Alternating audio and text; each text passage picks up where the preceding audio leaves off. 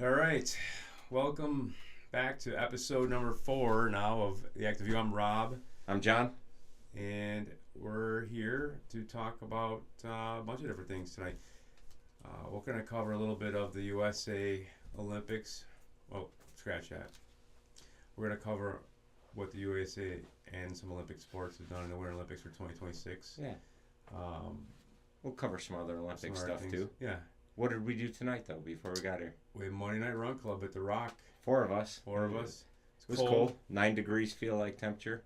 23 degrees, but honestly, like it was 40 something last week. It was great, and then this time of year when you get that, and you go that back taste. to the cold, So, and you're like, I just got back from 80 degrees, so yeah, this was tough. Yeah.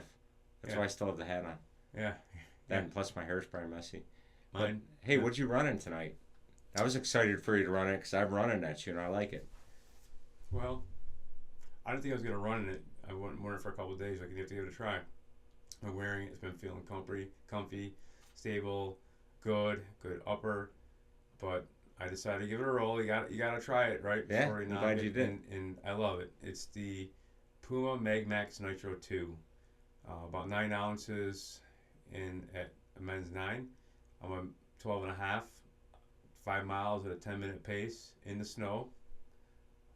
That's an great. all PUMA midsole, and it's got that PUMA grip. Yeah. You said it was gripping fine. I was slipping in my shoes, and Mike was slipping it a little bit. You said you weren't. Yeah, and it felt awesome, and I would recommend it just for something you gotta take it easy. I don't want to push it too much. Yeah. And, 47 millimeters of PUMA foam. And I've run this last 2 a bunch, and I know how much you love it. It's described by many as the Swiss Army knife of running shoes. You can do a lot. Yeah. I think I might like this feeling a little bit better for what I like. That's awesome. I'm glad you like it. Yeah, it's still firm. Yeah. But soft. It has some go to it. It's like one of those things where a good running shoe, sometimes you don't want to notice on your foot at all during a run. Disappears on your foot. That's what I always look for. Yeah, I was running. Except for the shoe I ran in tonight. Yeah. You noticed that sucker. Yeah. Well, that's nice. Yeah. So tell us about your shoe that you ran tonight. Man, I ran it in a Nike Vomero Premium. If you look at this shoe, it's ridiculous. Hopefully we can have a picture of it because I don't feel like bending over taking my shoe off because I still have them on. But that Vomero Premium, 55 millimeters of cushioning. It's the highest shoe out there. It's also one of the heaviest ones. I think my size 12 weighs around 13 ounces. But you don't notice the weight. But it was developed by Conor Mantz in conjunction with Nike. Conor Mantz, if you don't know, is one of the best USA Olympic marathoners right now. And he had a stress fracture in his foot, and he wanted something with more cushion and comfort. So they tried to mimic like an Ultra G treadmill, like zero gravity treadmill or whatever. This shoe kind of does that. It feels like I have mini trampolines on my feet. I didn't believe in the hype. It was hard to get. The shoes tough to get right now, but I finally got my hands on a pair. And I like it. Super stable, super comfortable. It's like you don't want to really go fast in it, but it bounces you along, and it's just amazing. And I hope we can get a visual up there. Like maybe if you're all out there, we'll put one in here. But the shoe's amazing. Love it. Like I put 30 miles in it last week when I was down in Florida, and my first run back, and I got them on again. So. And you didn't get them dirty or white? No. Yeah, I kept them clean. You were worried about I think it was so high off the ground. Yeah. That just the slush goes away like a real high. Picture like a real high truck or something like that. Dirt's not coming up that high, right? You got a little Porsche or something in your house? Yeah. Maybe it was mud flaps. I don't know. Yeah. So, I got mud flaps on my shoes. I was thinking high truck. Think about a big old, C10 with mud flaps. My dad always wanted to put mud flaps on a truck. Yeah. I hate the way mud flaps look. Yeah. But he's right. Like I had lifted trucks when I was younger, and no mud flaps. The mud goes right up on your window on the side of the truck, makes it look like crap right away. But he was right. Right. Gotta listen to him. Yep. Listen to your dad sometimes. Yep. It's not blowing up the side of the truck. Yeah. Around the wheel wells. So, that Nike shoe that you're wearing, the Vomero Premium. Yeah. I saw that at TRE 2 years ago. They had you thought it was a joke, right? I'm like, there's no way. Like it was like bright orange. I picked this up. Everyone gravitated towards that wall, pick it up, feel it, and telling the story. And you've been doing this long enough, and when you're the buyer, and you're doing you know, revisions and the sell through. Got to look at all that. Like I've been sold a lot of duds too from brands. Like it's the hype, you know, that goes into it. And then I've seen it already. you've seen it, yeah. And then so I was a little bit scared, to be honest. And like you can eat up some inventory dollars there, and then next thing you know, you're like, oh man, look at all the shelf space sitting there, and no one's buying it. Honestly, we missed on that one. We do have, you know, have some availability coming to us, but it's been a hot one. It's super surprising, and I had an opportunity. We had a Nike rep in store today, showing us the spring or fall. We got to see some cool stuff.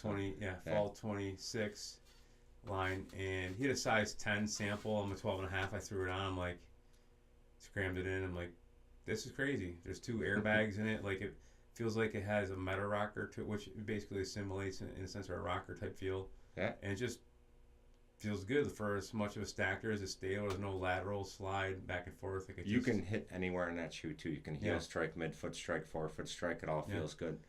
Bounces you back no matter what. It's a winner. It's a banger. Yep. Absolutely. But yeah, so that was tonight. We had again, only like 4 of us out, but those who showed up. Yeah. You know, a little bit rest day for some people running with or in ultra training or marathon training. So, or it's just the weather's tough. Like I said, it's like you go from 40s last week. You can wait 2 more days and get back in the 30s, maybe 40s. But yeah, we're gonna touch a little bit on some of the USA Olympic wins here, the gold medal side of it, a little bit of some of the sports that we saw in. What was it? Milano Cortina? I can't even remember. Milano Cortina. Yeah, Cortina. I got it right. Tomato, whatever. It's Italy. Yeah. Italy. It's a country that looks like a boot. No offense to our Italian friends. No offense at all. But, you know, big USA win this weekend for women's hockey and men's hockey. That's the biggest one. The gold. My God, it was awesome. I think it was 46 years to the day, they said during the game yesterday. It was. Since the 1980 men's team big 1980. Russia, Miracle on Ice. At the end of the day, the U.S. was outplayed yesterday. They had what was the guy they had on the cast with them? One of the original members of the 1980 team. I can't remember his name. I'm not sure, but I thought it was during one of the intermissions. Yeah, it was I cool. think Eddie Boychuk was on. Eddie was he? Or Eddie wasn't it Eddie? This guy's last name ended in like O or something like that. So I'm not too versed on. Yeah, they were talking about there's a group chat still to this day of those who are still with us from the 1980 team. They were talking about how excited they were, and as they kept going around and around. And I think prior to yesterday, it was like only 39, maybe 35 men that have Olympic gold in the USA because there's been 2 teams, 1964 maybe, and 1980. Closest I saw in my lifetime was it 2 Olympics ago, 2014? Was it or before that? 2010, whatever it was. Miller was in that with. Yeah, and we lost to Canada. Yeah. So it might have been 02. So we kind of got our revenge back. 02, 06 maybe. Our own Tage Thompson from the Sabres on there. He had a goal. Power play monster. Yeah. So yesterday, how things transpired, it was pretty wild just to see the men's team kind of get outplayed. It was like back and forth, but Hellebuck just was standing on his head. Yeah, he was. That paddle save in the 3rd period. First period, I feel like we had him. We had that goal. Yeah, first goal. But then they kind of laid back a little bit. Canada's talented. Very talented. Yeah. And look at all their players. It's Mr. Captain City kid. Yeah. But at the end of the day, wins Sid's getting old. Yeah. He's got to be your age, right? I think, they still play at my age, though. No. Yeah. I don't think there's anyone in the Olympics my age. Actually, there is. We just saw a stat. Oh, that's right. Yeah. We just saw a stat where the oldest modern Olympian since recorded history 54. is 54 years old. He's an American curler. Rich Rohanen. Yeah, 54 years old. So there's still a chance for you can get on your game now. So before I started at Runner's Roost, they had a curling event, and I always wanted to go curling. So maybe it's my chance now. Not too late to start. I can be the oldest Olympic Olympic curling guy next year, next Olympics. So 58. We'll start training now this week. And I'll break the record next time. Let's do it. Let's do it. I think we do that. Yeah. So you know how to work the broom? That's actually harder than it looks when we went out. I'm gonna be like that Canadian guy, the pointer guy. Pointer Pete. I'll give it a little push. Put in cheap with a video cheating. Yeah. I don't know exactly. I guess it's a rule. Definitely breaking the rules. You can't touch the stone race. after it leaves the red line. Definitely, and I guess in Canada known as Pointer Pete. So yeah, he touched it. You see the close up. And it's great seeing like a lot of the meme videos, people doing things out there in the curling world. Like I've seen a guy like pushing like 10-pound weights, like different things. You know, it's just funny, like different little memes. What did I see the other day? They were doing. I forget, but running shoes. I've seen them do it with that. Oh yeah, one running store. Yeah, what about the one being former law enforcement? What did I send you? Oh, the donuts. Yeah. Want to tell everybody about that? So it was cops pushing donuts down the ice, and then there was someone with a Swiffer in front of it. So, funny. It was like 3 offs. I actually like donuts. And it crossed the police line tape. That was the best part. They used yellow police line tape. I don't know if I became a cop because I liked donuts or. You like the paycheck. I remember we talked about that. I think it was how can you to your degree. I remember when I first my first weekend of job. I think it was my mom or my dad. They go, "What do you like best about the job?" And I go, "The food." Like everywhere we went, like we were going on these nice dinners, like during the shift. I mean, if we got calls, obviously you got to come up, but like you used to get discount on food. So they go, "What's your favorite part about the job?" I chased like 10 bad guys at night. I go, "Like the food." I think to this day, I'm almost certain that like pro bono, Tim Hortons, law enforcement goes through the line. Often. Sometimes. Yeah, sometimes. Depends on the. It's hit or miss. I never really cared. Like. Okay. Yeah. Yeah, it's like whatever. Law enforcement family too. I would tip if they. I tip them. So. I was kind of honest about that stuff. Yeah. But all joking aside, I do like donuts. You like the donuts, but. And you've talked about this before about how, like, when you go, we do stuff sometimes about go teach recruits about getting in shape, to pass the physical, to move forward. It's not just about the education. So we teach them about like not getting injured, like what, right? Right, absolutely. And like you scare them a little bit, but it's good to scare these recruits. So you talk about fighting for your life. Like, what I always tell them, and sometimes I preface it, or sometimes I say it at the end, but it is the most important thing. In law enforcement, I always tell people, don't make fitness be the reason you don't go home to your family. Your choice on fitness, because it's a choice that we make. You can't choose what the bad guys are going to do when you're there, but you can always choose how you're going to be, fitness wise. Right.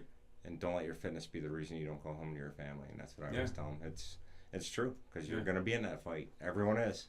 So one point or another. Yeah. So and that's we're going to get up on that tonight too. We're going to talk about that, but about like how we warm up for running and like stuff like that, like how we cool down, some of the stuff we do. But we still want to hit on some of the Olympic stuff too, right? So we try, it was a lot of it 2 weeks. It's on all the time, sometimes live, sometimes not. Like we're working, you try to throw out what you can. Obviously the big attractions are hockey. Right. To no discredit to women's hockey as well. Like they dominated. That was an awesome game. I watched that down in Florida. Yeah. That was a great game. And the whole bar just and like I think they beat Canada 5-0 the first time, and they ended up facing them in the finals, and both games were 2-1. Pretty amazing. And like men's USA was kind of went to overtime, but it's all about winning. Right. And then the 4-minute, the two high stick to Hughes' face. Wasn't there like a 4 minutes where USA was down 5-3? Maybe 2, and they killed off that penalty. And they came back. Oh yeah, it was 5-3. Yeah, they were down 5-3. Yeah, to come back. But to get your teeth knocked out. Oh, Jack Hughes. Yeah, Jack Hughes, and then just like back and forth, and it goes to overtime, and then he comes out and scores the game-winning goal. And like talk about iconic photos. Yeah. Just him draping American flag, his teeth are busted, blood coming out. Like I'd be crying. Like I don't look happy. Oh gosh. I'm going to the dentist in the morning. That had to hurt. And it had to but hurt. Bree was saying, she goes, "What is that?" And I go, "Adrenaline." Adrenaline, and just you're in a moment, and he won it for our country. That's freaking amazing. And he's got quite a story to tell. Yeah. Like think about it. Like like when his dad someday, like, Dad, what happened to your teeth? Well, they're Yeah. fake. I got them knocked out, and 2 minutes later, I scored the game-winning goal Yeah. to win the gold medal in the Olympics. You know, so what a story. That's I awesome. think it took. That kid plays with some grit. Plays a great brawler, awesome player, and his mom, she's part of USA women's team. She's not I a think coach, she was. but she's part of. I don't know what she was, conditioning or some kind of coach, right? Yeah, but they won USA gold too. Yeah. So think about like the whole family story, and then Hockey family. For another sure. player, which is like talk about genetics and Brock Nelson. Mhm. Were you aware of this? No. He's also on the team. His uncle and grandfather won USA gold. Oh So wow. he's the third. It's the only 3 times ever won gold Wow. in USA hockey. He had a family member on each team. His grandfather, uncle, and Oh, all that. that's So crazy. think about that. Like Yeah. just like how unique of a situation. So genetics, That's- genes, like family, just Yeah. sometimes you have it. Hockey's I in mean, her think about blood. sports, NASCAR drivers. Now you see like Yeah. generational from the 50s, like Yeah. just coming down. Like you got kids, I love when I see that. The Kachuk brothers were both there too. Yep. Imagine that, playing as brothers and winning the Olympic gold. Yeah. Like they play in different teams, right? I'm sure of it. But yeah, they were there. That's- So Yeah. So what else did you see interesting in the I Olympics? tell you, I think early on, like a big story was the cross-country skier from Norway, Johannes was Halsfot awesome. Klæbo. 10 gold medals this Winter Olympics. Norway, it was. being a Norway athlete, they've had the most They won the medals, most medals. in of all countries, and then the U.S. was second. I think Italy was third. But You sent me that video. Yeah, It was amazing. yeah. He's skiing uphill, sub 6-minute miles, like just him chomping along. He just like. I can't even like run on a flat line Yeah. at sub 6 minute miles. Yeah. You imagine like And like Yeah. running, they usually Yeah. tell you to, shorten your stride. Yeah. Kind of don't charge the hill. Yeah. You get to the top, you kind of let you open up and come down.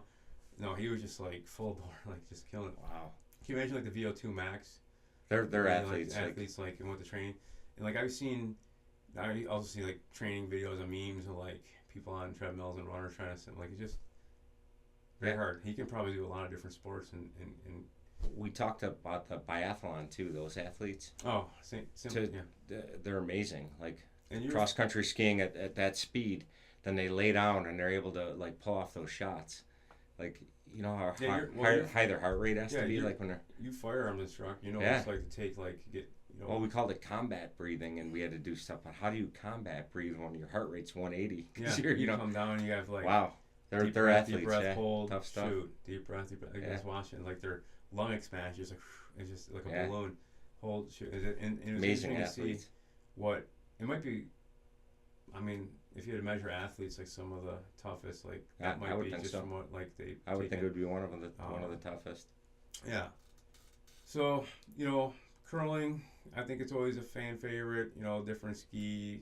Figure skating. Figure skating. Like I actually enjoyed like watching the USA, Yeah. like how good Yeah. the USA women Yeah. did this year. the luge. Yeah. That's always interesting. Yeah. I never understood like how crazy. Like I would how love much, to do how much that. trust you have in like if you're doing a doubles luge. Yeah. Like you're on the bottom, the person on top. You can't see what's happening. Like Yeah, I don't. what's happening. Like talk about trust. Like Who- who's steering? What's happening? Like how? I don't know. I don't know how that works, but it just seems like a total. Just, Yeah. we're going down the hill and we're flying. It's Yeah. like Like who's in control of this ship? I don't know. Like I don't know. I feel like the bobsled, you have more control. yeah. I know You there's really no see steering it. wheel in there, You but really see. At you, least I like, want to I know. don't know. Like Yeah, if you like skeleton looks cool. yeah. I was Yeah. watching some of that. Yeah. Head first Yeah. down the hill. That's crazy. Yeah. They're going what 80 miles an hour. I don't know. I just, It was cool.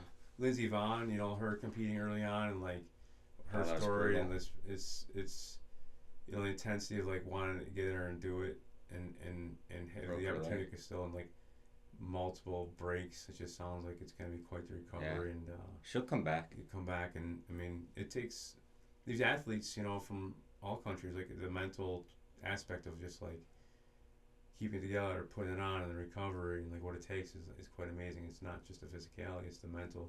No, and like that. Part of it. That's what we're gonna like segment into here. like it's not all about like just being the best you can, being like while you're working out your athlete stuff. Right. A lot of it has to do with warm up, recovery, stuff like that. I've learned a lot more about that in my life now that I'm coached when I run, and it's like I never really did that stuff. I'd go out and run a race, you know. Especially when we're younger. Yeah. Like it's just that's exactly what I'm talking about. Try out the night before, or right? Maybe didn't hydrate or stretch or no warm up run, no cool down, just. But it's insane. Like, so my routine now is just crazy. Like, I have to run 15, 20 minutes before I even run a 5K race. We're talking about this, going back to that, like, right. What's your morning like? We talked about this before, like. Oh, geez, yeah. Like, what's it like to get going sometimes? I'm a little bit older now. I don't think most people do that, but, no, but just to get going in the morning, like, because I battle with arthritis and all that, so. When I get up in the morning, and I have the luxury of doing that now because I don't start work until almost 10 o'clock. My other job, I started at 6:30 in the morning, so I didn't have that luxury. But I get up, and I'll get up still at 5:30, 6 in the morning, and I need a half hour to an hour just to get the bones going, loosen up. A cup of coffee. Have a cup of coffee, sit in a chair for a minute. I know, like. My morning talk shows. No, I watch the news. Yeah. So. Yeah, I mean, so going back, going to that, sometimes it takes people like, but having arthritis, and you talked about this, your hips, it doesn't stop you from being active or doing things like. You just takes longer to warm up. Like maybe it's different, or you have to figure it out. Like think about it this way: like an older engine, like a '70s car.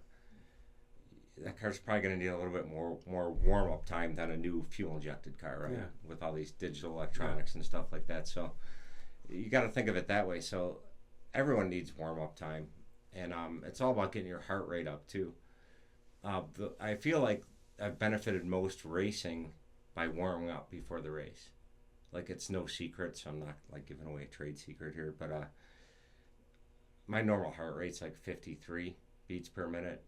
So if I'm standing at a 5K and I'm getting ready to run, my heart rate's probably 170 in a 5K. So I'm going from 53 to 170 in like seconds. So the warm-up's very important. I'll do like a real slow warm-up, get your heart rate up over 100, 120 or whatever. Then you hold that heart rate. I tend to do my warm-ups so I only have like 10 minutes before the race starts. So I have time to like cool down a little bit, get my heart rate down a little bit, but keep it still like around 100 or so. And then, so now I'm going from 100 to 170 instead of 53 to 170. It's a lot easier on your body. And it's really hard on your body. Well, like, you know that feeling. You've probably done races where you just started without warming up. What does that first quarter mile feel like? It's terrible. It's probably the worst part about the run. Even the first mile, and after that, it's like things start loosening up. You feel good. Yeah, so if you go warm up before that, you don't feel that. So your the warm-up's awesome. Going, your blood flowing, the heart work, and it's like, I mean, technically, like, in a way, it's like lubricating. Yeah. Just getting things. I'll even do it for a half marathon or a marathon. I do warm-ups now. Yeah. So. We talked a little bit about this before about like jumping 100 times. Yeah, you did it today in the parking lot. I did my jump rope. I always joke. You did a jump rope. I've had this jump rope I bought. I'm gonna jump rope some for warm-ups, and it's been in my truck for like 6 months. And last week I ran, and I dropped my daughter off at basketball or soccer practice in like 2 hours. I'm like. So you jump rope for 2 hours? No more like you can ultra marathon jump roping. Yeah. There you go. Yeah, let me know how that works. Yeah. But I decided to do like 100 times, just like behind a snowbank at the school. No one could see me. It's been a while since jump rope. Something I'm 45 years old now. Like, I just don't really think about jump roping. It's more of like something you do in school because you had to, or like it's really. Yeah, it's good for you. It's good for you. It's a lot harder. Like, so I'm gonna do 100 times. Like. And like I always have to I'm doing a circle like you jump. I don't know what anyone else. Yeah, you're moving. I feel like you're moving, but you kind of. That's why you can do a race like that, like that juggler who passed you in a race. Yeah. Like you can pass someone while you're jump roping in a race. Yeah. There you go. Yeah. But it was kind of neat, like just to, and then you're kind of like, all right, just enough to get your heart up, and then. Do you see people? Do you see people before 5Ks, like some of the quicker guys and stuff? They're jumping up and down. Yeah, it's the same thing. Yeah. Like Mike and I do a couple strides before. Yeah, or you just stand in place and jump. Yeah. What it does is it brings blood flow to your Achilles and your calves and stuff. Loosens them. You get older, like my age. Like I almost snapped my Achilles last year. Like that's one of the things my PT told me was to jump in place. Like I'll jump and like put my feet on, almost like jumping jacks, but not moving my arms to warm up. And I always count to 30, because that's what he had me do. So I do 30. Yeah. So it's almost like jump roping, but no rope. Works. Yeah. So cool down, part of that. Why is it just important? Cool down's super important because whatever your heart rate is, your max heart rate, you're running a 5K. We're talking about post run. Yeah. More. Yeah. So your heart rate's 170 or whatever. You're not supposed to just stop. Like that could cause like heart attacks, stuff like that. So it helps to bring your heart rate down gradually. So just like warming up, so your heart rate's at 170, so it brings it down gradually. And it also brings blood flow to the rest of your muscles and stuff. You keep your muscles working almost in the same way, but reverse. That's all it is. So bringing oxygen. Yeah. My cool down's not as long as my warm up, but I'm getting used to doing a little bit longer cool down, and it helps. Like I've been able to run more miles, more healthy than ever in my life, and I'm old. Yeah. We're talking about on a run today a little bit. I think about like slower miles. Yeah. And they're get slower to go faster. Yeah. And like they're don't seem as hard. Like they go faster and the recovery's faster. Like it's just makes sense, right? Yeah. And that's we're another enjoying running more, like just So, and I kind of recognize that too. Like you guys run a little bit faster. Like your slow runs a little bit faster for me, but today, chugged along. We're all chugging along, having a good time talking.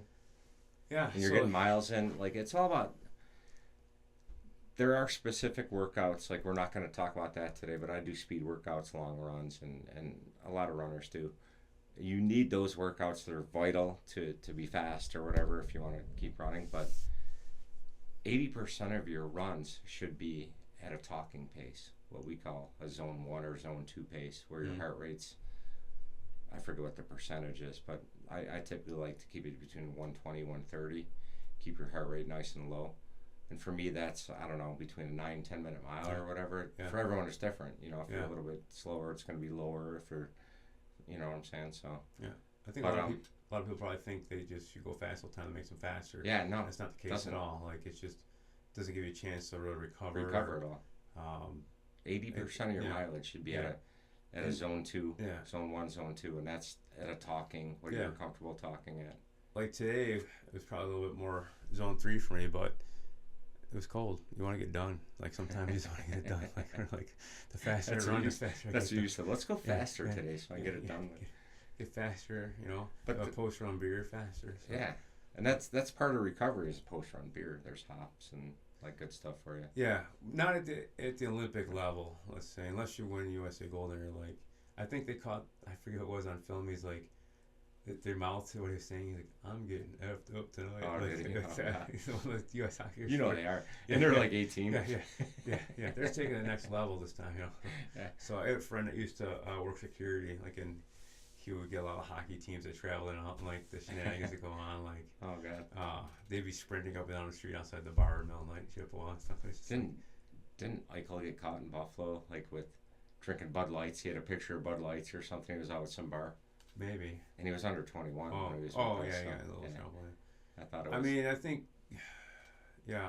I thought there was a photo. I think that's probably pretty commonplace. Like, it should have happened. No, yeah. I mean, your law enforcement, athletes to get to a point. Yeah. Maybe not an athlete, but just fine line, 20 years old, contract money, hanging out it happens. I remember. Not supposed to do it, but it happens. Yeah. So with recovery, whether you're running or kayaking, however it is, hiking, a lot of different ways you can recover. But the most important thing is probably number one, starting with hydration after, right? You can refill your cells and muscles. I feel like the number one thing, honestly, hydration's super important. Always. Yeah. Even in the cold, people don't think that they're. Yeah, hydration is I've always been on top of. But one thing I really wasn't on top of. And I always slept well, but it's sleep. Sleep is the most important recovery tool, which people, they don't think, just life's tough. I got to get up early. They have kids. They got jobs or whatever. Then go to bed earlier. Yeah. 8 hours of sleep or 9 hours of sleep for an athlete, especially the high mileage that I'm doing. I need 8-9 hours. In my life, I've crossed many different people, like their sleep Right. patterns. Like my wife, she sleeps like 3-4 hours if she's lucky, like through the night. Like It's not she's good. a night owl. Like Yeah. can't go to bed 1-2 o'clock. Like Yeah. just and then can't sleep always. Like but I'm like I need 9 hours. Yeah. It's like 9 o'clock. I'm going to bed. I wind down a little bit. Like I'm tired now. I want to take a nap. yeah. Yeah, I fell asleep at 9 o'clock last night. Yeah. Woke up at 11, and I could not fall back until 4:30 in the morning. Wow. This day I got kids go back to school first day. Yeah. I'm like 6 o'clock. Vanessa's like, Dad, get up, you gotta fix my hair or whatever. Like I fix her hair every morning. I gotta, believe it or not, like daughter like super long hair. I have to like do the bun. I'm the bun master. Like it's pretty. Wild. So in TRE, like I shared a room with Rob and Vanessa, and like I actually he's pretty good. She's like, how He's do you doing her hair? She asked me last year, how do you know how to do like my hair, my buns? I'm like, you have daughters, like you just have to figure it out. Like you know, 30 years, like you probably don't remember, but I've been doing your hair since. Maybe you're like a hairstylist. I just got good enough at it where I do it the way she likes it. She can't, and my wife doesn't like do it as well. And like she'll literally refuse. Like she'll wait. She'll rather wear like a bad bun that I made, like it's falling out or something, and have my wife redo it, which is weird. Like it's just a trust level. Like I don't know, it's just strange, but. You do a anyway, nice bun. Sleep wise this morning, she was going on this morning. I'm like, oh, it took me like 4 times because I was like trying to.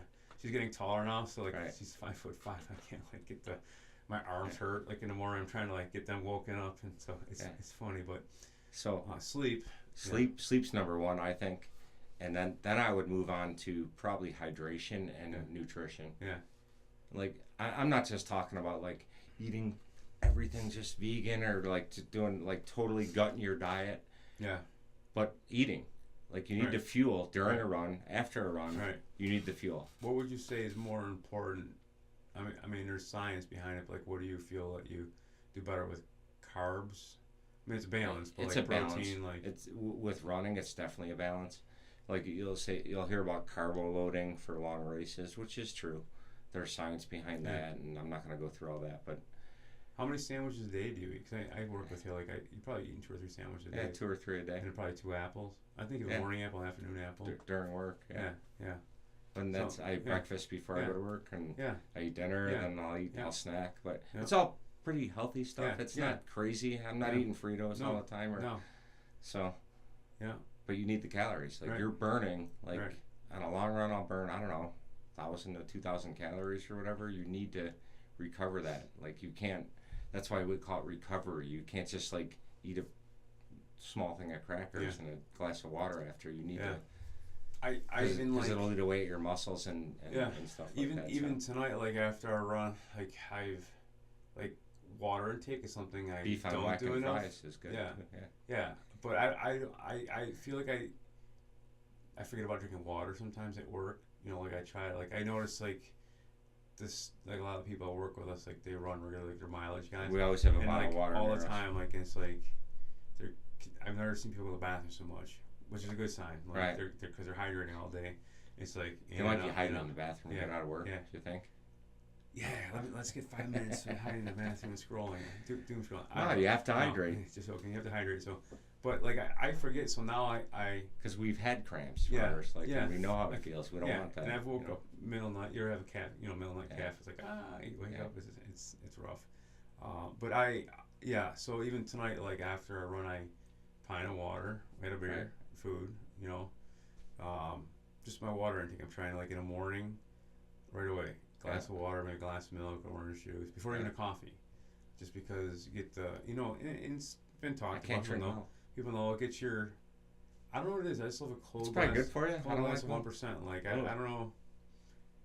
And give me some chocolate milk or Nestle Quick Strawberry. That's strange. Like, I love orange juice too. Like, I used to drink a ton of orange juice. Like, I used to eat pizza and drink orange juice like in high school. Like, I'd wrestle.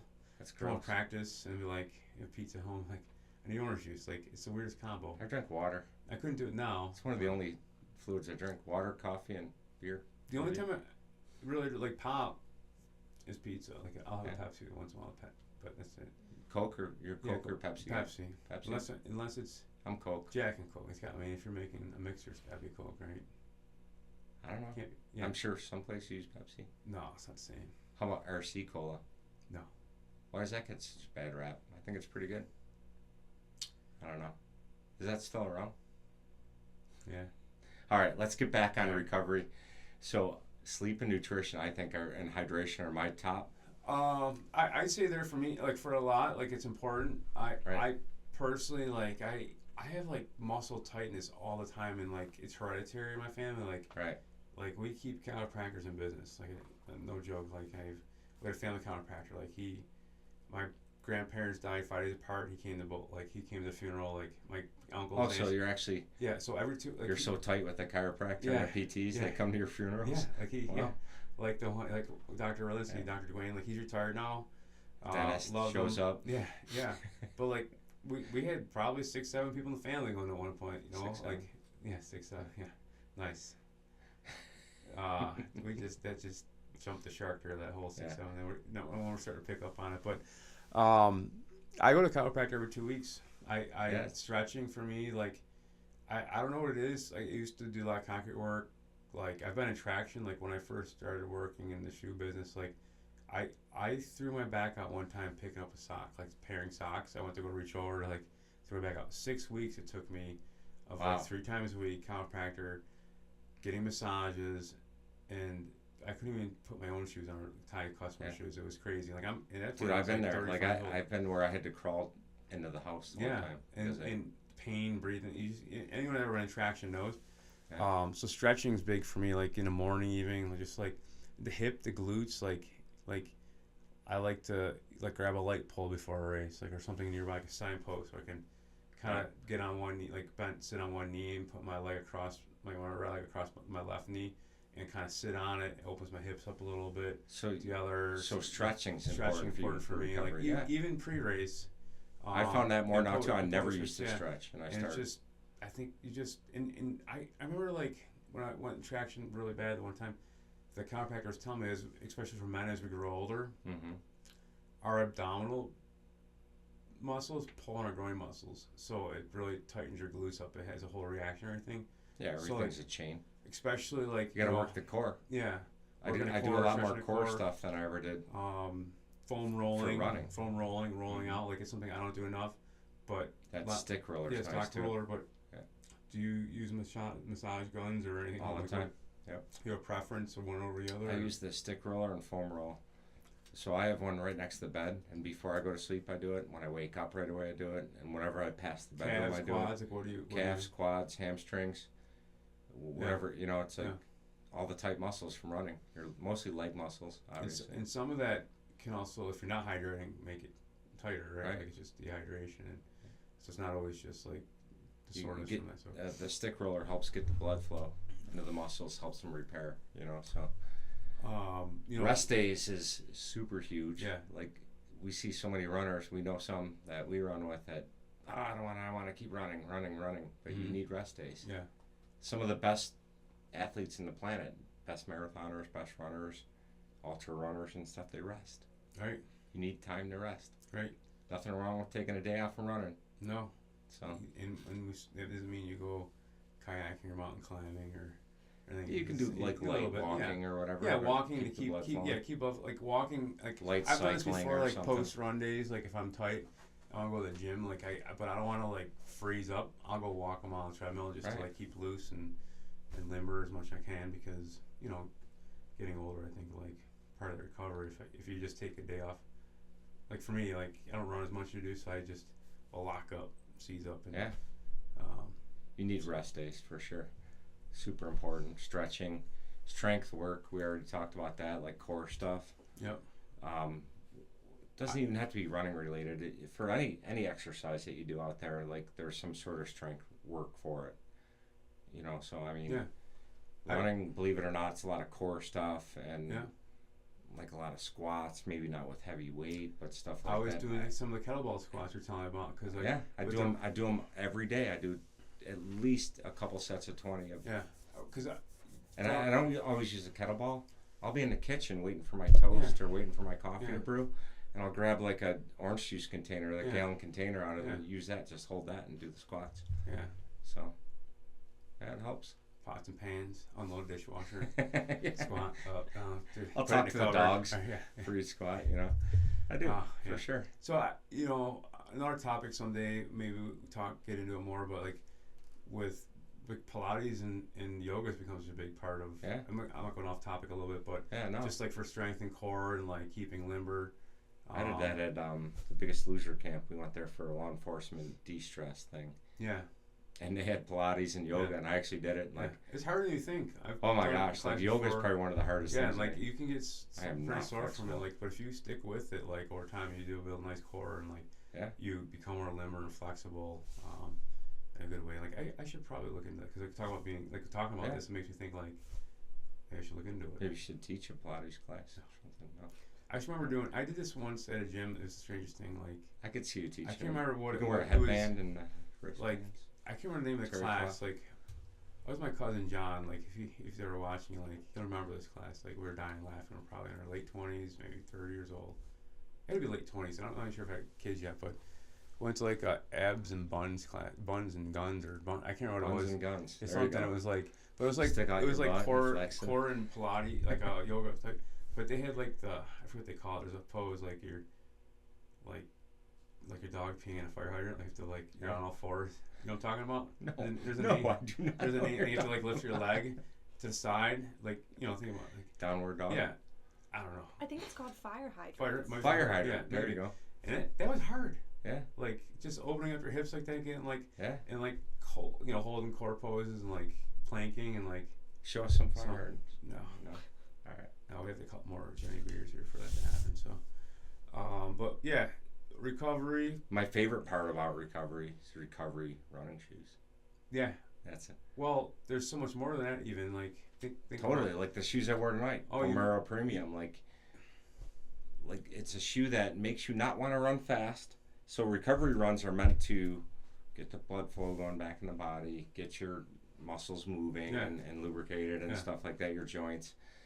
And it's not about going out there and running in zone 3 or running faster and up, but it's just nice, easy run to recover from like a workout or a race or something like that. It might not even be the day after a race or a workout. Maybe you should have a rest day after that. Yeah. And maybe the day after that you do your recovery run. And there's specific footwear out there. Do you know what the oldest one is? They market it themselves as the oldest. Birkenstock. Yeah. But that's not a running shoe. No. That is recovery footwear. So it is. The only reason I know that is because I heard you say it. It's in the pamphlet, like what?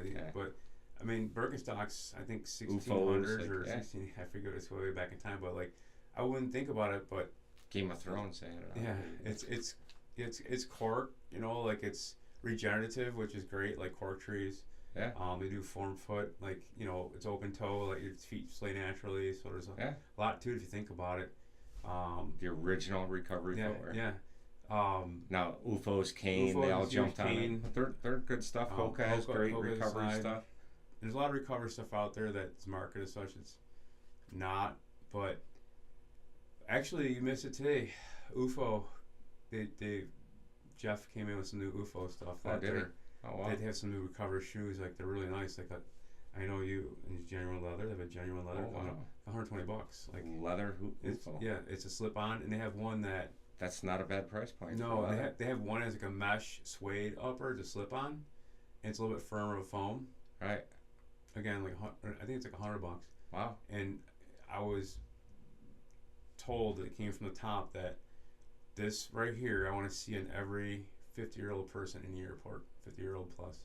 Damn. And it makes sense. It looks good. It's like comfort. You slide it on. You're traveling. I'm foaming at the mouth right now. Yeah, like but nice leather UFO. Yeah, but we've seen some stuff from them like through the last few years that like it's so well in the beginning, but the upper was cheap. Like it wasn't selling well. The price was $150. Like fake laces. It was, and then they brought the price down. But like I think UFO is on it. You'll see it. It's coming out this fall, like pretty early. So like July even. So. Sea bears Maybe. I have the brochure catalog, but I was quite impressed by the price they were kind of doing. But the Integrity Walker, that was a nice shoe. Yeah, genuine leather, one of the only ones. Right. Non-vegan though. Non-vegan. Is it? Well, it's leather. It's leather. Yeah, I'm just making sure. So you caught that. Just making sure. Recovery shoes. It was like recovery runners. Like there's so much. That category is like. I remember like when Brooks came out with the Glycerin Max, it was $200. I'm like, right. No one's buying the Glizzy Max. Yeah. No one's buying the Glizzy Max, $200, right? Like, we're getting into an economy at the time was like, you're not sure where things are going. People don't sneeze at buying it. Yeah, literally, like, I come out, work on a customer, and this customer's probably late 20s, female. I want to try that on. Yeah. Son, like, you're probably just starting a career. Taking it. I'm taking that too. Two pairs, and like, just feels good. Like running in. It's not as soft, but the MagMax Nitro today, it's like, a great recovery shoe. Like, it's You can wear it all day. You can run it. Like, you're wearing the Vomero Premium. You can do everything. Yeah, in it. I've had this on all day. The new Super Blast 3 is coming out. That might be one of those that, like, is softened up a little bit, quicker, like, a little faster. But you can.